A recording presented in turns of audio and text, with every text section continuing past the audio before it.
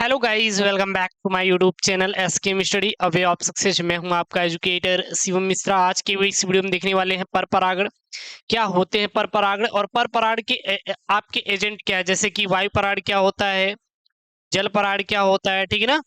और अजीब एजेंट जैसे कीट परागण, पक्षी परागण और चमगादड़ परागण, तो ये सब होते हैं। तो इसमें हम जो डिस्कशन करने वाले हैं आज, पर परागण क्या होता है और अजीब एजेंट के द्वारा पर परागण कैसे होता है, जैसे वायु परागण और जल परागण परागण को इस वीडियो में देखने वाले हैं। सारी की सारी हेडिंग मैं अपलोड कर दिया हूँ। फिर वन शॉर्ट वीडियो आएगा आपके लिए, केवल आपकी यूट्यूब चैनल एसके स्टडी पे। तो यार प्लीज चैनल को सब्सक्राइब नहीं किया तो यार चैनल को फटाफट क्या करेंगे, सब्सक्राइब करेंगे, वीडियो को शेयर करेंगे। और हाँ, हर एक बच्चे के पास ये वीडियो पहुंचना चाहिए, ठीक है ना। सारी हेडिंग यार प्लेलिस्ट मिल जाएगी आपको, कहीं पे कुछ भी ढूंढने की जरूरत नहीं है। हर एक चीज आपको एसके स्टडी अवेलेबल करा रहा है, तो आपको बिल्कुल भी परेशान होने की जरूरत बिल्कुल भी नहीं है।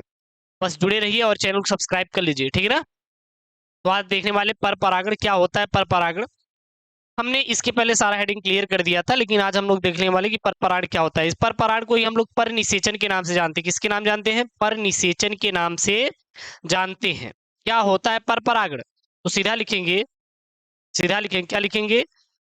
परागण की वह विधि जिसमें एक पादप के पुष्प के परागण की वह विधि जिसमें एक पादप के पुष्प के पराग कोश से पराग कण निकलकर उसी जात के दूसरे पादप के पुष्प के वर्तिकाग्र पर स्थानांतरित होते हैं, इसे ही पर परागण या पर निषेचन कहा जाता है। पर निषेचन या पर परागण क्या होता है?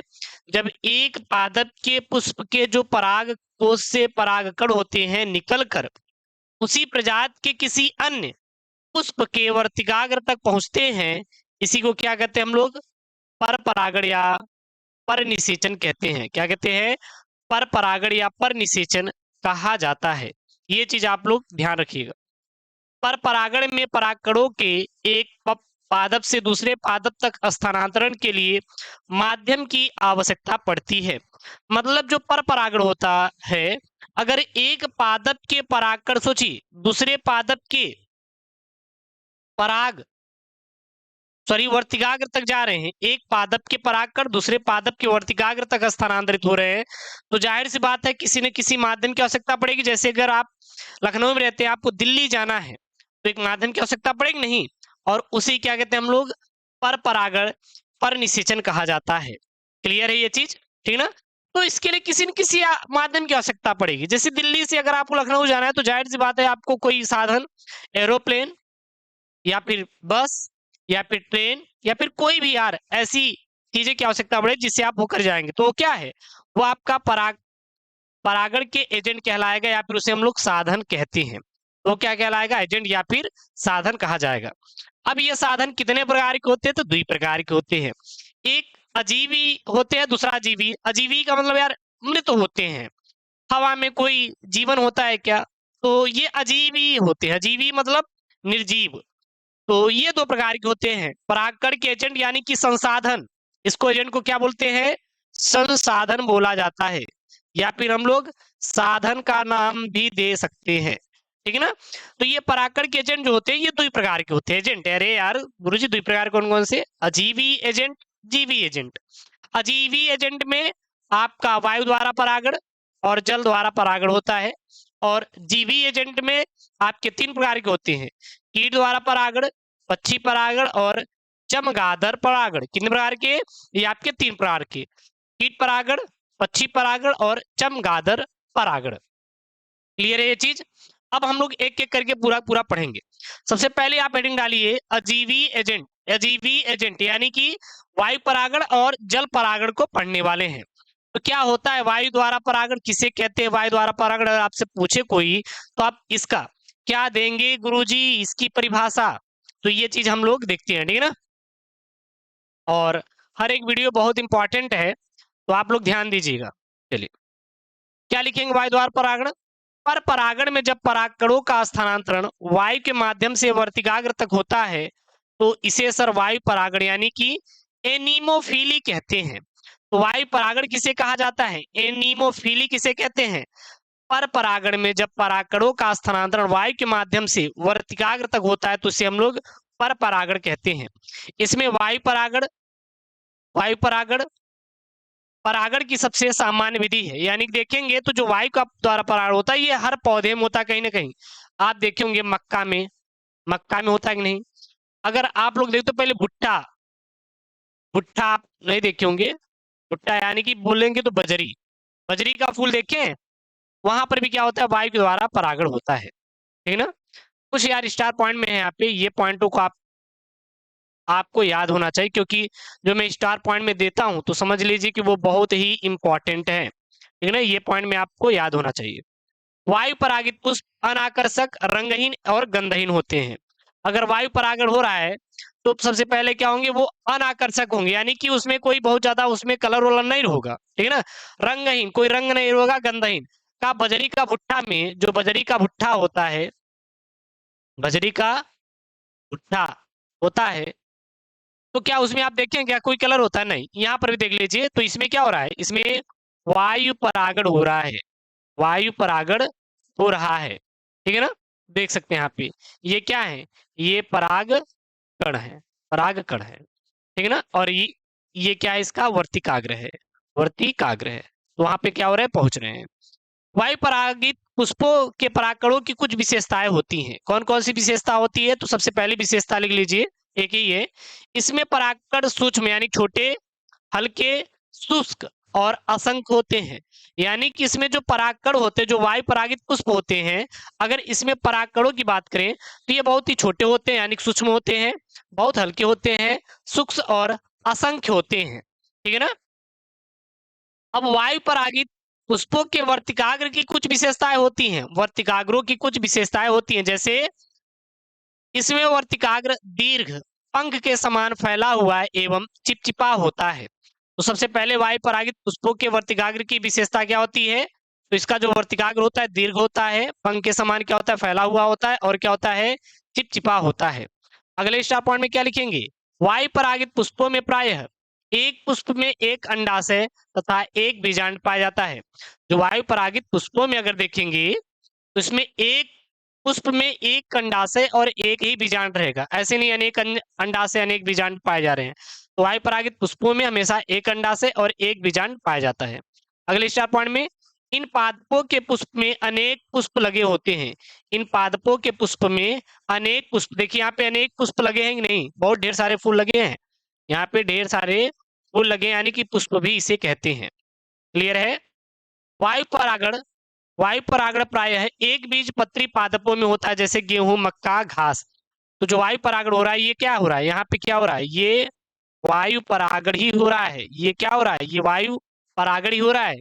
तो जो वायु परागण होता है, ये स्टार पॉइंट में नोट कर लीजिएगा, एक बीज पत्री पादपों में ही होता है, सामान्यतः एक बीज पत्री पादपों में होता है।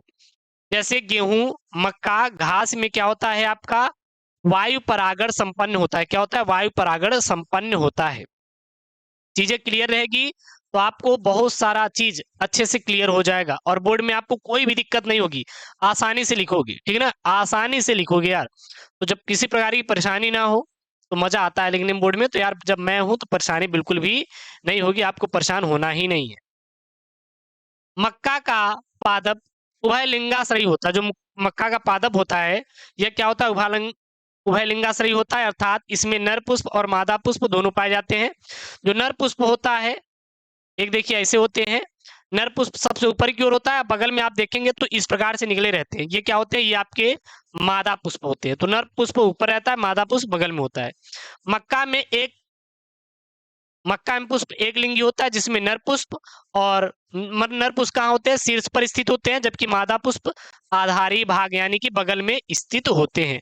आप मक्का देखेंगे तो उसके टॉप पे जो टॉप बटन होता है, आप देखेंगे टॉप बटन पे, तो यहाँ पे आपके निकले रहते हैं। तो ये क्या होता है, ये आपका नर वाला होता है। अब जो बगल में आप भुट्टा निकला रहता है, ये क्या होता है, ये मादा वाला होता है।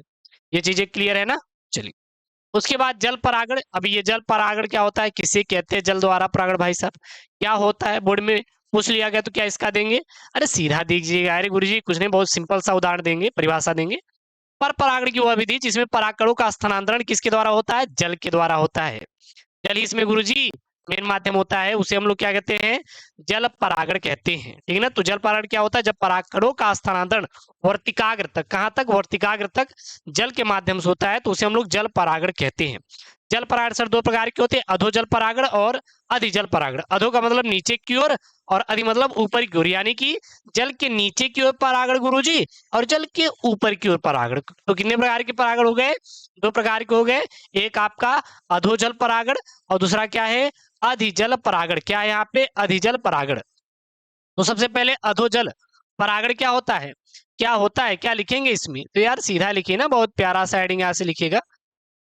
जब परागण जल के भीतर होता है तो इसे अधोजल परागण कहते हैं। जब परागण की क्रिया किसी में वो जल के भीतर हो तो इसे क्या कहते हैं? अधोजल परागण गुरुजी कहा जाता है। जैसे समुद्री घास, जोस्टेरा, हाइड्रिला इत्यादि में अधोजल परागण गुरुदेव होता है, ठीक है ना। अब भाई साहब दूसरा है अधिजल। अधिजल का मतलब होता है यार जल के ऊपर। क्या होता है? जल के ऊपर। तो इसमें क्या लिखेंगे? इसमें लिखेंगे जब परागण जल की सतह पर होता है तो उसे अधिजल परागण गुरुजी कहते हैं। अधिजल परागण में जैसे उदाहरण लिख देंगे आपके वैलिसनेरिया। क्या हो जाएगा? वैलिसनेरिया। स्वच्छ जलीय पादप में वैलिसनेरिया में जो जल परागण होता है ये क्या होता है? ये जलीय परागण होता है। तो समझ में आ गया? जल परागण क्या होता है? जब परागण की क्रिया जल के द्वारा होता है तो उसे हम लोग जलीय परागण कहते हैं। जलीय परागण आपके दो प्रकार के हो सकते हैं, अधोजल परागण, अधिजल परागण। अधो का मतलब होता है जब परागण की क्रिया जल के अंदर हो तो उसे क्या कहते हैं? अधोजल परागण। जैसे जोस्टेरा, समुद्री घास और हाइड्रिला इत्यादि हो गए। और गुरुजी अधिजल परागण मतलब होता है जब परागण की क्रिया जल की सतह पर होता है। जैसे गुरुजी, अरे वैलिसनेरिया गुरुजी, आराम से बता देंगे, ठीक है ना। चीजें समझ आ रही है प्रॉपर वे में ना, बताइएगा आप लोग।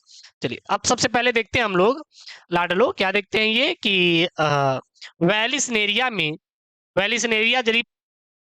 जलीय पादप में जल परागण किस प्रकार से होता है, तो इसको आप लोग नोट करेंगे। तो सबसे पहले पॉइंट में लिखेंगे वैलिसनेरिया एक जल निमग्न एक लिंगी पादप होता है, अर्थात इसमें नर व मादा पुष्प अलग अलग पादपों पर विकसित होते हैं। जो वैलिसनेरिया होता है यह निमग्न जल निमग्न का मतलब ये जल के अंदर पाए जाते हैं, ठीक है ना। इसमें मादा पुष्पों की कुछ विशेषता होती है, जैसे मादा पुष्प लंबा कुंडलित और पुष्प वृंत पाया जाता है। ये देखिए ये मादा पुष्प है, देखिए फिगर देखिए आपको फिगर दिखाई दे रहा है कि नहीं? नहीं दिखाई दे रहा है, गायब हो जा रहे हैं हम, ठीक है ना। यहाँ पे अब ये देखिए ये क्या है? ये आपके मादा पुष्प है। क्या है? मादा पुष्प है। कैसे? यहाँ पे देखिए ये कुंडलित है यार, कैसे है? ये कुंडलित है। तो ये क्या है? कुंडलित। तो मादा पुष्प क्या होता है? प्रायः लंबा होता है। देखिए ये लंबा भी है और क्या है? कुंडलित भी है, ठीक है ना। फिर नर पुष्प परिपक्व होने पर पादप से अलग हो जाता है और जल की सतह पर बंद अवस्था में पहुंच जाते हैं, तथा मादा पुष्प अपरिपक्व अवस्था में यहाँ पे अपरिपक्व अवस्था में पुष्प वृंत के कुंडलित होने से जल में डूबा रहता है। जैसे ही मादा पुष्प परिपक्व होता है पुष्प वृंत अकुंडलित हो जाता है, जिससे मादा पुष्प जल की सतह पर पहुंच जाते हैं। देखिए अब ये क्या है? ये आपके क्या है? ये आपका नर पुष्प है। क्या है? नर पुष्प है। अब नर पुष्प यहाँ से बंद अवस्था में क्या होगा? जल के ऊपर देखिए यहाँ पे पहुंचा हुआ है, यहाँ पे देखिए यहाँ पे पहुंचा हुआ है और नाचने लगेगा। और ये मादा पुष्प देखिए यहाँ तक ऊपर की ओर है और ये यहाँ पे जाके क्या होता है? इसके अंदर घुस जाएगा। और ये देखिए मादा पुष्प खुली अवस्था में ये क्या है? वर्तिकाग्र है। ये क्या है? आपका वर्तिकाग्र है। और ये ऊपर की ओर जाएंगे, ठीक है ना। और फिर ये जाके वहां पे बैठ जाएंगे और वहां पे इसकी क्रिया संपन्न हो जाती है। क्लियर है? कुछ स्टार पॉइंट में लिख लेंगे। क्या है? खिले हुए मादा पुष्प के चारों ओर चक्कर लगाते हैं जिससे एक भौतिक बल लगता है, अतः नर पुष्पों से परागकण वर्तिकाग्र पर स्थानांतरित होते हैं और इस प्रकार वैलिसनेरिया में परागण की क्रिया संपन्न होती है। यहाँ पे देखिए जो यहाँ पे आपके नर पुष्प हैं ये चक्कर लगा रही नहीं, यहाँ पे जाके कहाँ पर? मादा पुष्प के वर्तिकाग्र पर। ये देखिए ये यहाँ पे चक्कर लगा रहे हैं, यहाँ पे देखिए ये चक्कर लगा रहे हैं। यहाँ पे मादा पुष्प के वर्तिकाग्र पर क्या लगाते हैं? चक्कर लगाते हैं नर पुष्प और फिर वहां पे परागण की क्रिया क्या होती है? संपन्न हो जाती है। क्लियर है ना। कुछ यहाँ पे एक लास्ट पॉइंट है, क्या लिखेंगे इसमें? परागण के पश्चात मादा पुष्प वृंत पुनः कुंडलित हो जाता है और जल के भीतर पहुंच जाता है। फिर जो मादा पुष्प होता है ये क्या होता है? जल के भीतर वापस लौट जाता है परागण क्रिया होने के बाद। क्लियर है ना। कुछ नोट पॉइंट में है यहाँ पे, ये नोट पॉइंट आपको पता होना चाहिए क्योंकि ये इंपॉर्टेंट है। सभी जलीय पौधों में जल परागण होना जरूरी नहीं है, यदि कोई भी जलीय पादप है तो अगर आप सोच रहे हैं कि सर उसमें जल परागण होगा, तो ऐसा कुछ भी नहीं है। वेलिसनेरिया है जिसमें जलीय परागण हो रहा है, लेकिन कुछ ऐसे पौधे होते हैं जो कि जलीय होते भी हैं लेकिन उसमें जल परागण नहीं होता। जैसे आपका जलकुंभी होता है, वाटर लिली होता है, दोनों जलीय पादप हैं, बट इसमें परागण कीट एवं वायु के द्वारा होता है, जल के द्वारा नहीं होता। यदि आपका दे दे पेपर में कि निम्नलिखित में से जलीय परागण होता है, वेलिसनेरिया, जलकुंभी, वाटर लिली, इनमें से कोई नहीं, तो आप सीधा बोलिएगा वेलिसनेरिया। वाटर लिली, जलकुंभी, आप सोचे कि ये भी तो जल में रहता है गुरुजी, जलकुंभी नाम है तो जलीय परागण होगा, नहीं, ऐसा कुछ भी नहीं है। ठीक है ना। उसके बाद है यहाँ पे जीवी परागण क्या होते हैं, जीवी क्या होते हैं, तो जीवी मतलब कीट, तो इसको हम लोग नेक्स्ट वीडियो लेक्चर में देखेंगे, तो यहाँ पे हम लोग देखने वाले नहीं है, इसको हम लोग नेक्स्ट वीडियो में देख लेंगे। ठीक है ना। तो यहाँ पे मैंने आपको बताया क्या क्या बताया यहाँ पे इस वीडियो में, वेलिसनेरिया जलीय पादप में जल परागण, और क्या आपको बताया गया यहाँ पे, और मैंने आपको बताया कि ये जल परागण क्या होता है, ठीक है ना, वायु परागण क्या होता है, और परागण के क्या क्या एजेंट हैं, और आपका पर परागण क्या होता है। तो ये इस वीडियो में मैंने इतना कवर किया है। आने वाले वीडियोस में इसके आगे की ओर हम लोग देखेंगे कि जीवी पराग जैसे कीट पराग, पक्षी पराग और चमगादड़ पराग क्या होता है, इसको हम लोग नेक्स्ट वीडियो लेक्चर में देखने वाले हैं। सभी वीडियो आपको प्लेलिस्ट मिल जाएंगे भाई साहब, जाइए प्लेलिस्ट से आप पढ़ लीजिए। इतना प्यारा नोट्स पूरे यूट्यूब में हिंदी मीडियम में मिलने वाला नहीं है, जो कि एसकेएम स्टडी यूट्यूब चैनल पे आपको मिल रहा है। मेहनत नहीं करना, स्मार्ट तरीके से आपको पूरी पूरी क्या करनी है, पढ़ाई करनी है मेरे साथ, एसकेएम स्टडी फैमिली के साथ। और मिलते हैं नेक्स्ट वीडियो में। ओके दोस्तों, थैंक यू, जय हिंद।